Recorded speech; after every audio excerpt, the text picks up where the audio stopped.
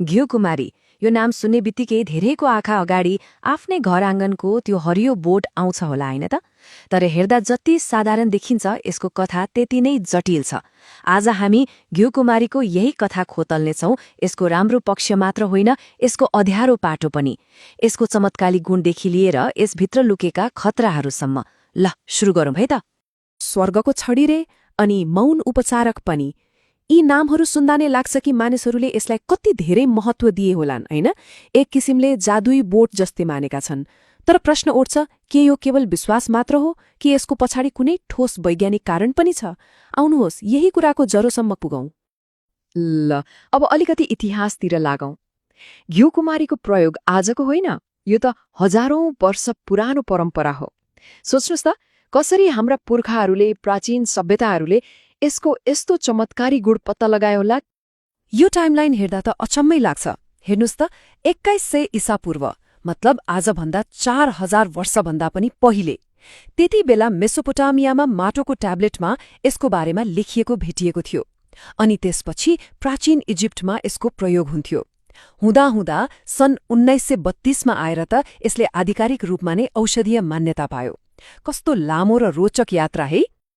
एउटै बोट, तर नाम कति धेरै।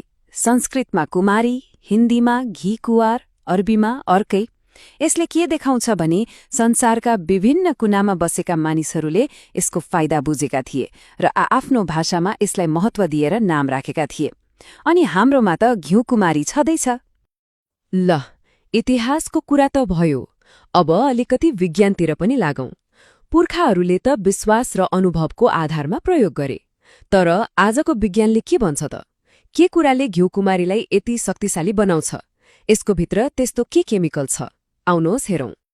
यो टेबल हेर्दा त पुरै केमिस्ट्री क्लास जस्तो लाग्न सक्छ, तर यसको सार एकदमै सरल छ। घिउकुमारीभित्र एउटा दुईटा होइन, 75 भन्दा बढी सक्रिय तत्त्वहरू छन्। एन्थ्राक्विनोन, भिटामिनहरू, मिनरलहरू, एन्जाइमहरू, के छैन। यति धेरै चीजहरूको मिश्रण भएपछि त यो एउटा प्राकृतिक पावर हाउस नभएर के हुन्छ त? अब हेर्नुहोस्, विज्ञानले कुनै पनि कुरालाई त्यत्तिकै हो भन्दैन। यो फ्लो चार्टले त्यही देखाउँछ। घिउकुमारी बारे भएका लगभग 300वटा रिसर्चबाट सुरु गरेर त्यसलाई छाड्दै अन्त्यमा 30वटा सबैभन्दा भरपर्दो अध्ययनहरूलाई मात्रै मान्यता दिइयो। मतलब हामीले सुनेका फाइदाहरू हावाको भरमा भनिएको होइन, यसको पछाडि यस्तो कडा वैज्ञानिक परीक्षण छ। अब छालाको लागि यसको फाइदाको कुरा गरौं, जुन सायद सबैभन्दा बढी चर्चित छ। यसको सबैभन्दा राम्रो कुरा के हो भने यसको जेलले चिल्लो नबनाइकन छालालाई मोइस्चराइज गर्छ अनि चाउरीपना घटाउनेदेखि लिएर घामले डढेकोमा शीतलता दिनेसम्म। यति मात्र होइन, यसमा भएको एन्टिसेप्टिक गुणले ब्याक्टेरिया र फंगससँग पनि लड्छ। डन्डी 4 को लागि त यो एकदमै सहयोगी मानिन्छ। छालापछि अब पालो कपालको। घिउकुमारीले केमिकल बिना नै कपाललाई सफा गर्छ। यसमा भएको भिटामिन ए, सी र ईले कपालको जरालाई बलियो बनाउँछ। तर सबैभन्दा महत्त्वपूर्ण कुरा के हो भने यसले कपाललाई मात्र होइन, कपालको जरा अर्थात् टाउकोको छालालाई स्वस्थ बनाउँछ। र जबसम्म टाउकोको छाला स्वस्थ हुँदैन, कपाल कसरी स्वस्थ हुन्छ र, होइन? बाहिरी प्रयोगको कुरा त धेरै भयो। अब शरीरभित्र यसले के गर्छ त? पाचन प्रणालीलाई सहयोग गर्नेदेखि लिएर कब्जियत हटाउनेसम्म। यसले रोगसँग लड्ने क्षमता, मतलब इम्युन सिस्टमलाई पनि बलियो बनाउँछ।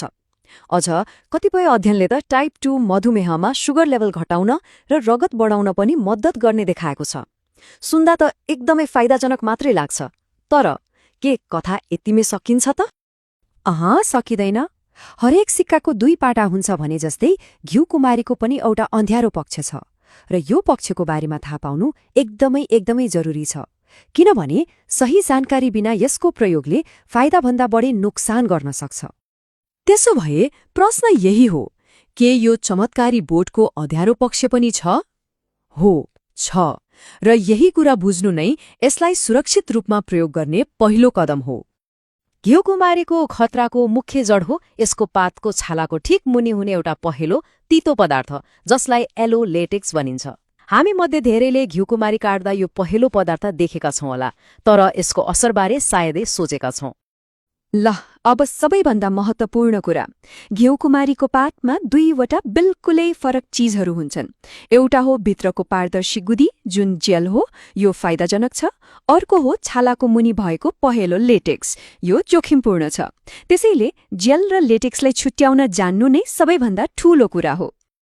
यदि त्यो पहेँलो लेटेक्स गल्तीले प्रयोग गरियो भने के हुन्छ त? पेट दुख्ने, ऐठन हुने, शरीरमा पोटासियमको मात्रा घट्न सक्छ, जसले मुटुको धड्कनमा समेत असर पार्न सक्छ।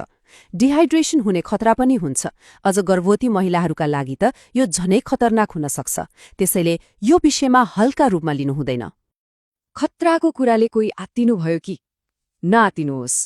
अब हामी यसलाई कसरी सुरक्षित तरिकाले प्रयोग गर्ने भनेर सिक्नेछौँ, किनभने सही तरिका अपनाएमा यसको फाइदा मात्र लिन सकिन्छ। घरमै घिउकुमारीको जेल निकाल्दै हुनुहुन्छ भने यी कुराहरूमा ध्यान दिनुहोला। सबैभन्दा पहिले पात काटेपछि त्यसलाई 10-15 मिनट जति ठाडो पारेर राख्नुहोस्, ताकि त्यो पहेँलो लेटेक्स सबै निथरिएर जाओस्। यो एकदमै महत्त्वपूर्ण स्टेप हो। त्यसपछि पातलाई राम्रोसँग धोएर काँडा फालेर बाहिरको हरियो बोक्रा ताच्नुहोस्। भित्र जुन सेतो पारदर्शी गुदी देखिन्छ हो, त्यही हो हामीलाई चाहिने शुद्ध जेल।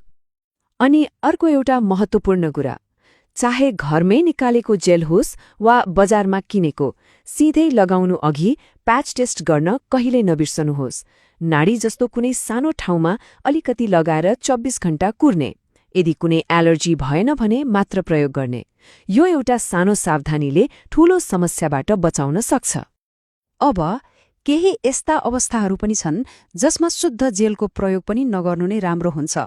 जस्तै गर्भवती वा स्तनपान गराइरहेका महिलाहरूले यसलाई खानु हुँदैन। 12 वर्षभन्दा मुनिका बालबालिकाहरूलाई पनि दिनु हुँदैन। त्यसैगरी आन्द्रा वा मृगौला सम्बन्धी समस्या भएका अनि मधुमेहको औषधि खाइरहेका व्यक्तिहरूले पनि डाक्टरको सल्लाह बिना यसको प्रयोग गर्नु हुँदैन। यति धेरै कुरा जानिसकेपछि अब मनमा प्रश्न उठ्छ, त्यसो भए घिउकुमारीलाई के भन्ने त? फाइदाजनक कि हानिकारक? शक्ति कि सङ्कट? वास्तवमा यो एक शक्तिशाली प्राकृतिक उपचार हो जसले सम्मानको माग गर्छ, अन्धविश्वासको होइन। यसको मतलब के हो भने हामीले यसलाई चमत्कारी मानेर आँखा चिम्लेर जे पायो त्यही गर्नु हुँदैन, बरु यसको शक्तिलाई सम्मान गर्दै सावधानीपूर्वक प्रयोग गर्नुपर्छ। अन्तमा कुरा के हो भने घिउकुमारीको वास्तविक शक्ति भनेको यसको सही ज्ञान र सावधानीपूर्वक प्रयोगमा नै छ। जब हामीलाई यसको फाइदा के हो र जोखिम के हो भन्ने दुवै कुरा थाहा हुन्छ, तब मात्र हामी यसको पूर्ण लाभ उठाउन सक्छौं। यही ज्ञानले नै यसलाई साँच्चैको चमत्कारी बोट बनाउँछ। र जाँदा जाँदै एउटा प्रश्न छोडेर जान चाहन्छु, प्राकृतिक भन्दैमा सधैँ हानिरहित हुन्छ भन्ने छैन। घिउकुमारी त एउटा उदाहरण मात्र हो। यस्ता अरू कति चमत्कारी जडीबुटी होलान् जसको बारेमा हामीले अझ गहिरिएर बुझ्न जरुरी छ। सोच्नुहोला है।